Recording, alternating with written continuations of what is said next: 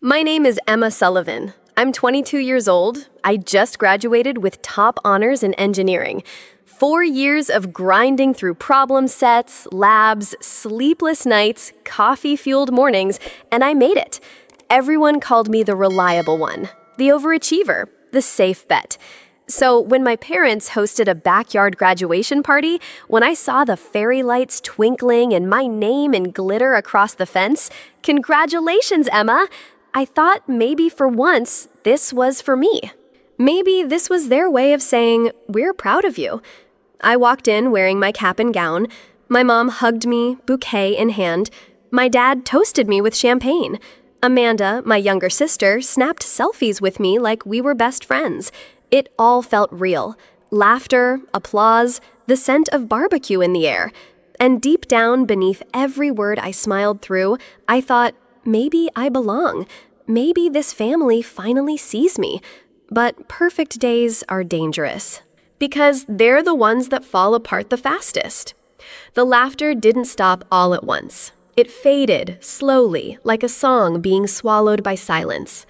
I was still holding a glass of lemonade when my father cleared his throat and tapped his knife against his glass. Everyone turned toward him. I expected a speech, something about how proud he was of me. Instead, he looked right at me. "Emma," he said, smiling tight, "you've always been the dependable one, the one who never asks for anything. You've got a job lined up now, a future." I nodded slowly, unsure where this was going. He continued, "That inheritance your grandfather left you, it could really help Amanda launch her gallery." Silence. The word inheritance dropped like a stone in a still lake. I blinked. Was this a suggestion? Then my mother chimed in, her voice syrupy sweet, too calm for the moment. "Amanda's art dreams matter too, honey," she said, gently brushing Amanda's shoulder. "She's passionate. She just needs a little help getting started." Amanda didn't say a word. She didn't have to. She just smiled like she'd already won. My heart sank. Dad leaned in, eyes narrowing. "We think it would be best for the family if you signed the papers.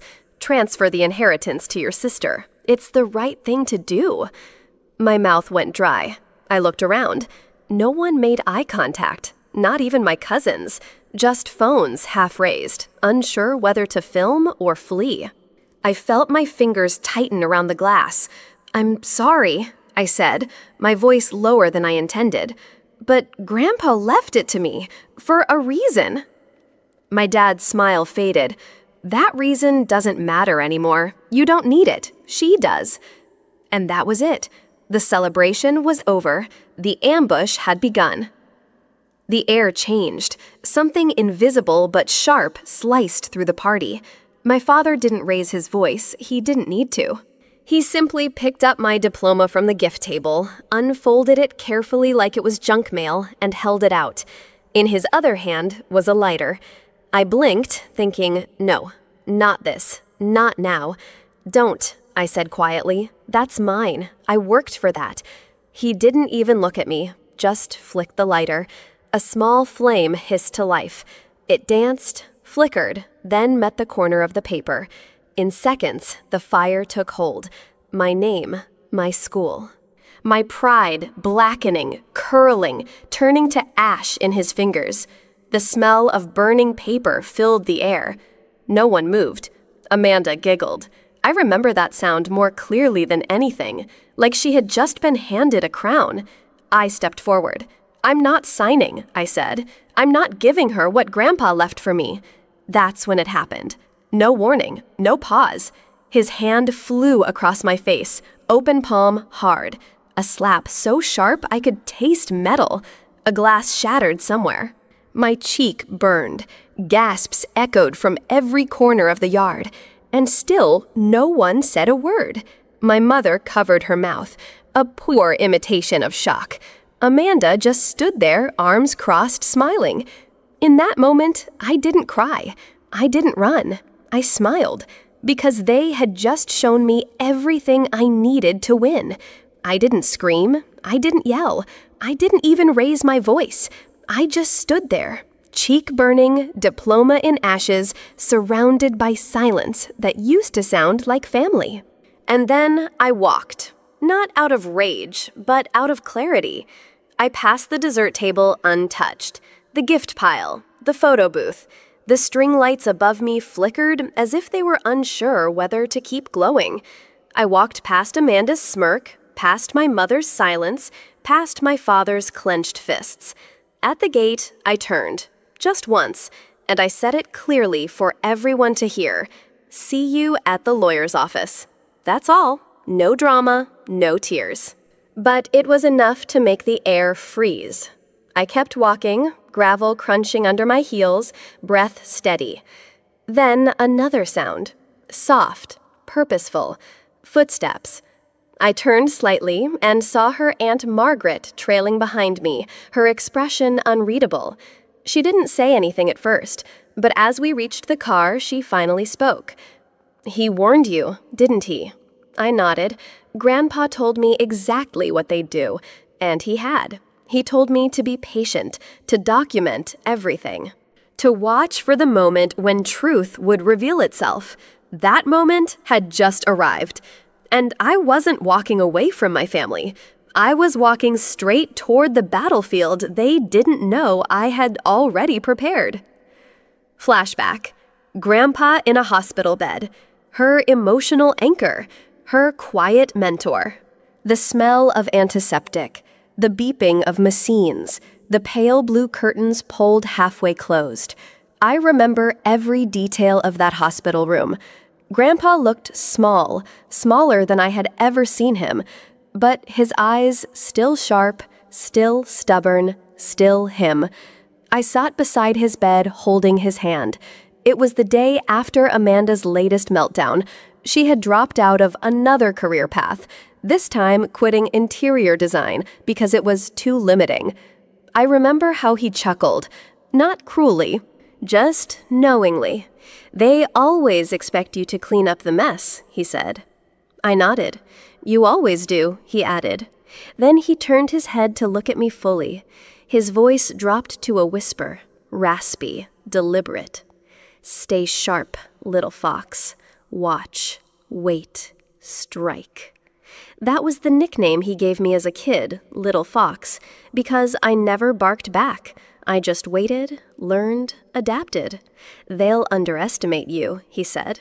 "They'll mistake your silence for surrender. Let them." He squeezed my fingers just once, but firmly. The loud ones burn fast, but the quiet ones, they know when to light the fire. I blinked back tears, and when they do, he smiled faintly, they don't miss. I didn't know it then, but that moment, that sentence, was a blueprint for everything I was about to face. Yoga teacher, influencer, failed coach. Always cushioned by family, never held accountable. Amanda always had a new dream, and somehow it was always someone else's job to make it real. At 16, she wanted to be a yoga teacher. Mom paid for the private classes, the outfits, the mat that cost more than our groceries. She quit 2 weeks later, said downward dog gave her emotional vertigo. At 18, she was going to be a social media influencer. Dad bought her a ring light, a MacBook, and a weekend trip to Malibu for content.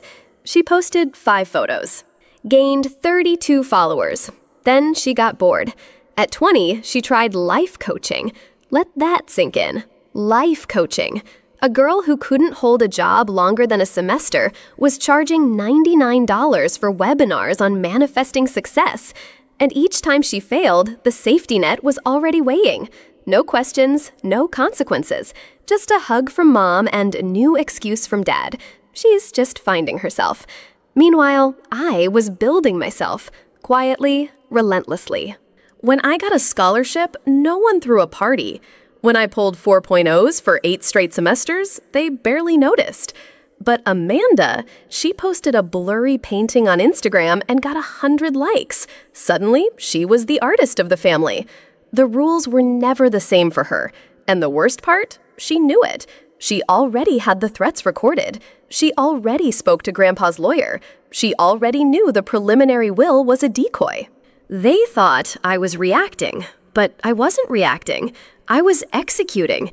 Because what they didn't know, what no one knew, was that I had been preparing for this moment long before the slap, long before the fire. I had the audio recording, the threats, the demand, the slap, all of it. My cousin, Michael, Aunt Margaret's son, was filming from across the yard. Not by accident, by design. 3 weeks earlier, I'd told him, if anything goes down at that party, don't stop recording. Because Grandpa had warned me. There's a version of the will they've seen, he said, and a version they haven't. I already knew the one they saw was a decoy. Simple, vague, built to lull them into entitlement. The real one, it was sealed, witnessed, notarized, hidden away with a lawyer Grandpa trusted for over 30 years. Mr. Matthews knows what to do, Grandpa had said. All you have to do is stand still long enough for them to expose themselves. So, I did. While they plotted in whispers, I documented in silence. While they treated me like a background character, I studied every one of their moves. Because I wasn't planning to fight them on emotion, I was planning to win on paper. She's holding the ace. This time, I'm not the quiet one. I'm the storm. I stood in my room at Aunt Margaret's house the night after the party holding the envelope. It wasn't thick, it didn't glow, but it was heavier than anything I'd ever carried. Inside was the real will, the one my parents never knew existed, the one Amanda would never post about, the one Grandpa signed 3 months before he died after months of watching, listening, and quietly changing everything. It named me, not as a favorite, but as the one who earned it, not just the money. Not just the properties, but control of the family company, the house they lived in, the legacy they thought would always be theirs. And now, it was mine. I laid the envelope on the table next to Grandpa's old wristwatch, the one he always wore when making serious decisions. I remembered his voice in that hospital room. They won't see you coming, not until it's too late. I looked in the mirror. The girl who used to beg for their approval was gone. In her place stood someone sharper, still, patient, prepared. This time, I whispered to myself, I'm not the quiet one. I'm the storm.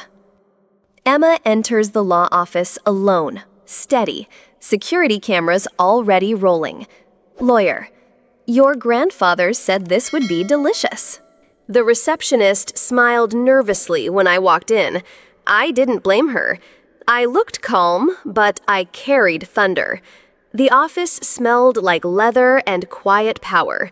Dark wood walls, heavy silence. This wasn't just a place where contracts were signed. This was a battlefield dressed in suits and briefcases. I was early, on purpose. Mr. Matthews, my grandfather's lawyer, stepped out of his office with a knowing grin. Miss Sullivan, he greeted me, right on time. I nodded, setting the envelope gently on the polished table. He glanced at it, then looked back at me. Your grandfather, he said, told me this would be delicious. He said the word with a hint of mischief, like a man who had seen too many families fall apart and one girl finally stand up. He motioned to a chair. Security cameras are on. Lobby, hallway, conference room. I nodded again. I didn't need reassurance. I wasn't here to beg. I was here to be witnessed. I took my seat. Back straight, breath even. The game hadn't started yet, but I was already 3 moves ahead. The tension, whispering cousins, judgmental aunts, phone cameras ready. They started arriving in waves. First, the cousins, whispers perfume, and the smell of drama. Some gave me polite nods. Others avoided eye contact, pretending to check their phones. They weren't here for justice. They were here for entertainment. Next came the aunts. Judgment in their eyes, pity in their smiles, all of them dressed in quiet competition. The more neutral the dress, the louder the message. I'm above all this. Phones appeared slowly, discreetly. Some slid into coat pockets. Others rested openly in trembling hands. Just in case, I imagined them thinking. Just in case something explodes. I sat still, not because I wasn't nervous, but because I refused to give them a show. Let them squirm. Let them speculate. Let them record. I wasn't here to protect anyone's image. I was here to burn away the masks. Father, still arrogant. Mother, aloof. Amanda, rehearsing victory tweets. Then they arrived. My father entered like he owned the building. Crisp suit, jaw locked, eyes scanning the room like a CEO walking into a hostile takeover, only he didn't know he was the target. My mother floated in behind him, detached, elegant, effortless, the kind of woman who could walk past a burning building and still keep her lipstick intact. She didn't look at me. And then Amanda, phone in hand, thumbs scrolling, fingers flying. Probably scheduling an Instagram post titled Manifesting Victory. She wore white. Of course she did. Symbolism was always her thing. White, the color of innocence. The irony nearly made me laugh. They walked past the gathered relatives like royalty entering court, heads held high, faces tight. But I could see it in their posture, the slight stiffness, the flicker in their eyes. They were expecting to win, but they were starting to wonder, what if they didn't? Silence. Then, the entire estate goes to Emma Sullivan. Screams, threats. Amanda drops her phone. Mr. Matthews opened the folder with surgical precision. The room leaned forward. Phones in laps, breath held, eyes watching.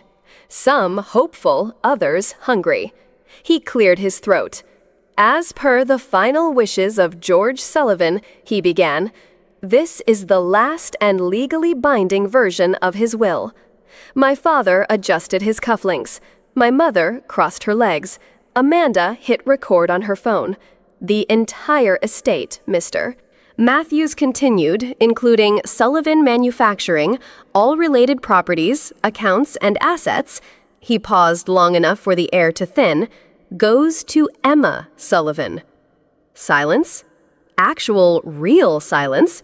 The kind that doesn't just fill a room, it freezes it. Then it shattered. What? My father roared, standing so fast his chair toppled backward. Amanda's phone slipped from her hand and hit the floor with a crack. My mother gasped like she'd been slapped. This must be a mistake. My father barked. We saw the will. We read it. It was just a trust fund. Mr. Matthews didn't blink. What you saw was a preliminary draft, unsigned.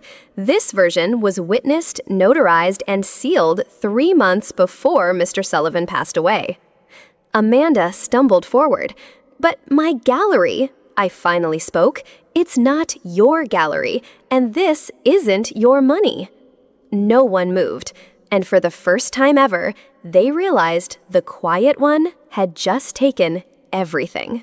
If you're watching this, then Emma stood her ground. He condemns the favoritism, honors her work ethic. She earned it. That's why she gets it. Mr. Matthews pressed a button on the remote. The lights dimmed slightly. The screen flickered to life. And then there he was, Grandpa, thinner, pale, but his eyes still razor sharp, still proud. He looked straight into the camera, no script, no teleprompter. If you're watching this, he said, voice calm but commanding. Then Emma stood her ground, just like I knew she would. He paused. Let that sink in. To the rest of you, you know who you are. I've watched, for years. I've watched as you praised one daughter while dismissing another. I've watched the handouts, the double standards, the lies wrapped in hugs. Amanda shifted in her seat. My father looked like he wanted to melt into the floor. Grandpa continued. Emma didn't demand this. She didn't beg for attention or complain when you overlooked her. She worked, quietly, relentlessly, and she earned every bit of what I left her. He smiled, small but unshakable. That's why she gets it. Not because she's my favorite, but because she showed up again and again when nobody was watching. The screen froze on his face, and for a full 10 seconds, no one spoke, because a man who was no longer alive had just handed down a judgment more powerful than any court ever could. Mother sobs, father slumps, Amanda speechless. The room stayed frozen for a moment after the video ended. No one dared to be the first to speak. No one dared to breathe too loudly. Then came the first sound. Not anger, not protest, not denial. It was my mother. She sobbed. Not the dramatic, performative kind. Not crocodile tears. This was raw. Her shoulders shook. Her hand covered her mouth. For the first time, maybe ever, she looked human. I didn't know if it was guilt or grief, or just the shock of realizing that the man she underestimated for so long, both me and Grandpa, had spoken louder in silence than she ever had with words. Then came my father. He didn't yell. He didn't lash out. He slumped back into the chair as if the weight of the truth had finally found his spine. His eyes were empty, like someone who had played a game for too long and suddenly realized he'd been outmatched the whole time. And Amanda, she didn't say a word. Her phone sat on the floor, forgotten. Her hands fidgeted, unsure of where to go. No smirk, no eye roll, no clever comeback. Just silence. For once, she had nothing to post. They must vacate the home or buy it at market value. Emma, actually, it's my house now. Mr. Matthews cleared his throat, breaking the silence like a hammer through glass. Per the terms of the will, he said firmly, the residence currently occupied by Mr. and Mrs. Sullivan is part of the estate. He paused, letting everyone's stomach drop. Effective immediately, they may choose to vacate the property within 30 days or purchase it at current market value. My father's face turned a shade of gray I didn't know skin could reach. Amanda blinked like she'd just lost internet connection. My mother tried to speak, but words wouldn't come. I leaned forward, voice calm, crisp, and unshakable. Actually, I said, it's already in my name. I just didn't want to make a scene until now. You could hear the breath suck from the room. Mr. Matthews handed me the title deed, and I took it, hands steady, spine straight. I looked at them, not with cruelty, but with clarity. You made it very clear I wasn't welcome in that house, so now you're right. I own it. Calm, firm, unapologetic. The daughter they underestimated is now the one holding all the power. The room hadn't recovered from the last blow when I spoke again. I didn't yell, I didn't cry, I didn't flinch. I simply stood. For years, I said you called me ungrateful when I asked questions. You told me to smile when things were unfair, to be silent when things were cruel. I turned toward Amanda, who now looked a whole lot smaller in that designer chair. You always said I was too quiet, I added, but I was listening, and I was learning. I opened my folder and placed a stack of documents on the table. Legal filings, shareholder notifications, employee equity plans, company restructuring orders. Their faces dropped again. This isn't just about a house, I said. This is about the company Grandpa built and the people who actually work for it. I looked each of them in the eyes, steady and clear. I'm not here to destroy anyone, but I won't play small anymore. And I won't apologize for outgrowing the box you built around me. The fox no longer hides, she bares her teeth.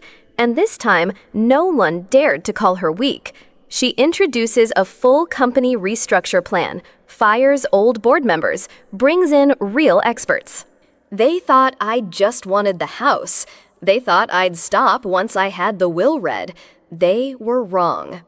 3 days later, I stood at the head of a conference table that had until now been ruled by arrogance and nepotism.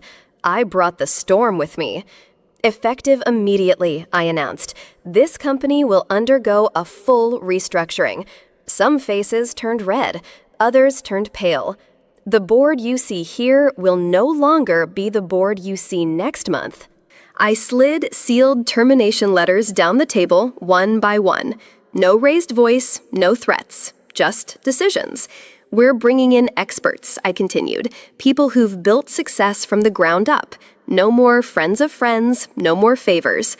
I unveiled a new vision: employee ownership, transparent audits, mental health support for staff, real R&D investments. Some of them looked at me like I was crazy, but some started to nod. For the first time, I wasn't Grandpa's quiet little shadow. I was his legacy, and I was alive. From CEO to quality control line worker, start where Grandpa did.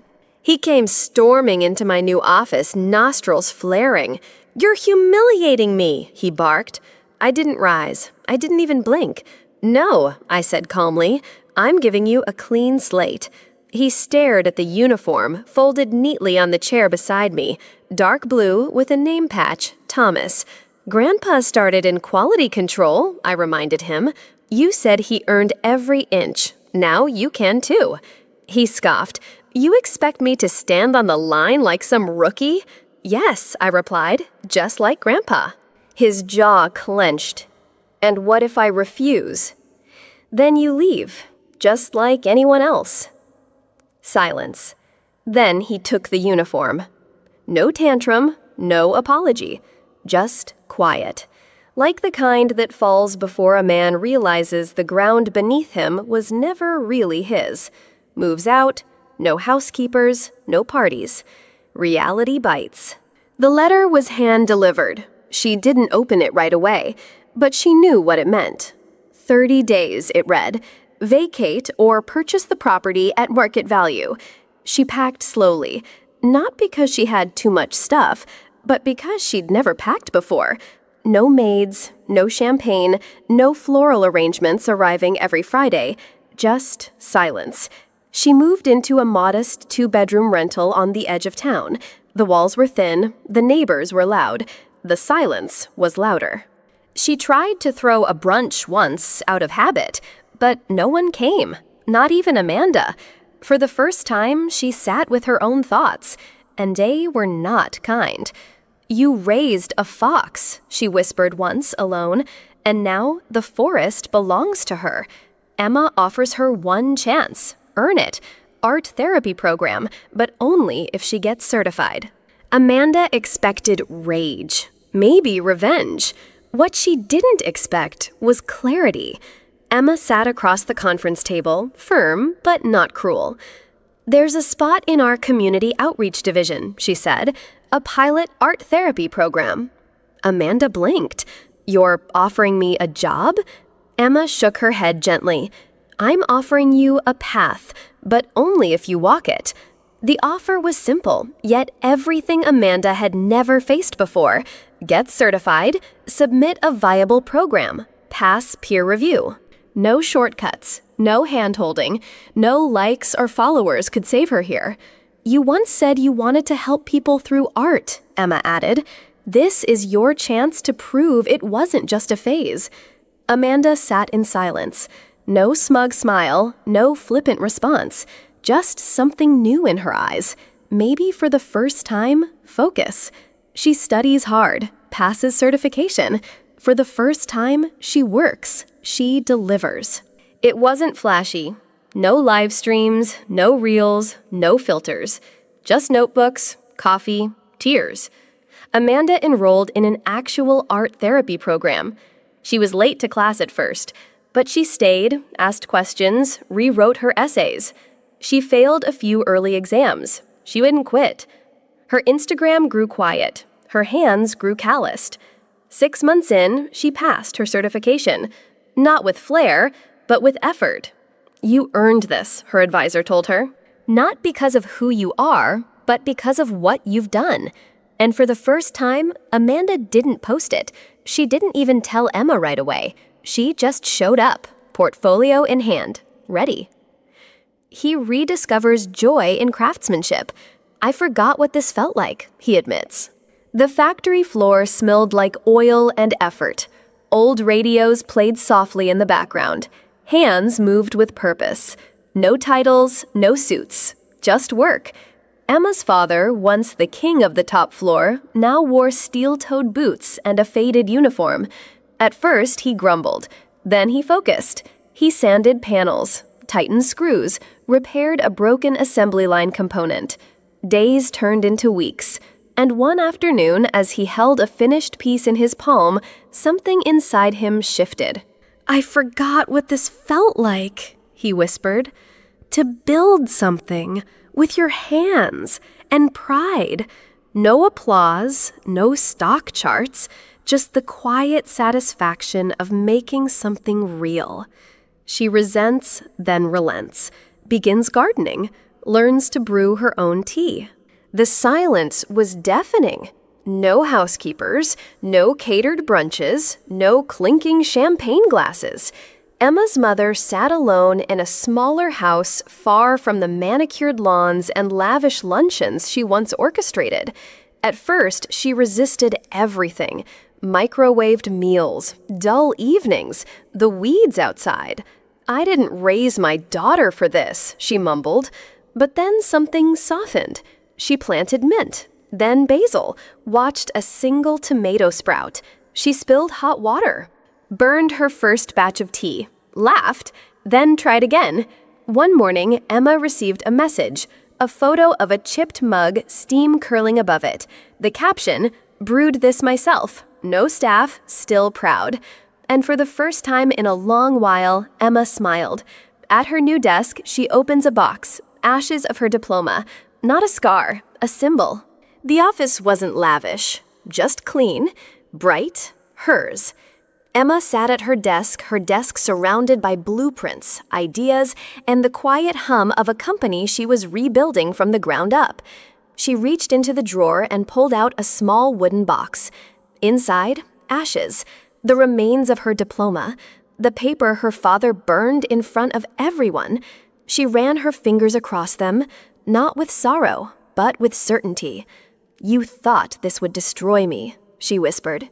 "But you only made me unbreakable." She sealed the box, placed it on a shelf, next to it a brass plaque. Not a scar, a symbol, a reminder that sometimes the fire meant to consume you ends up forging who you're meant to become. Stock price rises, employee morale soars. Profit sharing changes lives. 3 months later, the numbers spoke louder than any speech. The stock price climbed steadily. Investors, once skeptical, now fought for a seat at the table. But what mattered more was inside the building. Laughter echoed down factory halls. Cafeterias felt like community centers. Supervisors called workers by name. Emma's new profit-sharing model meant that every worker, from janitor to engineer, had a stake in the company's success, and people noticed. "My kid starts college this fall," one technician grinned. "Because of that bonus. Because someone finally saw us." Even the grumpiest veterans started wearing small smiles. Not because they feared management, but because they believed in it. Broken illusions. Rebuilt character. Amanda thanks Emma in private. It didn't happen overnight. There were no grand reconciliations, no perfect holiday dinners. But bit by bit, the cracks filled in. Amanda no longer posted selfies in curated light. Instead, she shared sketches from therapy sessions, raw, clumsy, real. She worked long hours, learned to listen. She stopped pretending and started growing. One evening, Emma stayed late at the office. The door creaked open. Amanda stood there, hands fidgeting, eyes soft. "You didn't have to give me a second chance," she whispered. "But you did, and I see that now." Emma looked at her sister, really looked, and nodded. No need for speeches, no need for tears. They were not the same sisters they once were, but somehow they were more. Emma sits in her grandfather's old office. "The best revenge," she whispers, "is giving people a chance to become someone better." The old office smelled of worn leather and memories. Sunlight filtered softly through dusty blinds. Photographs of a younger grandpa lined the shelves. Emma sat behind the massive oak desk he once commanded. She held a small box, the ashes of her diploma resting gently in her hands. She looked out the window, watching the city breathe and pulse with life. And then she spoke barely above a whisper. "The best revenge," she said, "isn't destruction. It's giving people a chance to become someone better." She smiled softly. Because she knew true strength wasn't about breaking others. It was about building something new. And in that moment, surrounded by echoes of the past, Emma Sullivan was finally free. If you've ever been asked to give up your light, remember, some fires destroy, but some fires illuminate the way. If you've ever been told to dim your light, to step back, stay silent, or give up your dreams, remember this. Some fires destroy everything in their path, but some fires, they don't burn. They illuminate. They light the way, show the path forward, and remind us all to keep fighting. So hold on to your fire, protect your spark, and when the time comes, let it shine brighter than ever before, because your light is yours alone. Life is never a straight and easy path. Challenges, injustice, and misunderstandings are inevitable, but what matters most is not how many times you fall, but how you rise again. Like Emma, perseverance, compassion, and knowing when to act will help you overcome hardship, turn pain into strength, and create lasting change. Sometimes the strongest revenge is not revenge at all, but forgiveness and giving others a chance. If Emma's story touched your heart, hit subscribe now so you never miss more inspiring and emotional stories here on Whispers of Life. Share this video with your loved ones so together we can learn and grow. And don't forget to click the bell icon to get notified whenever we upload new videos. Thank you for being part of Whispers of Life, where every story is a powerful whisper.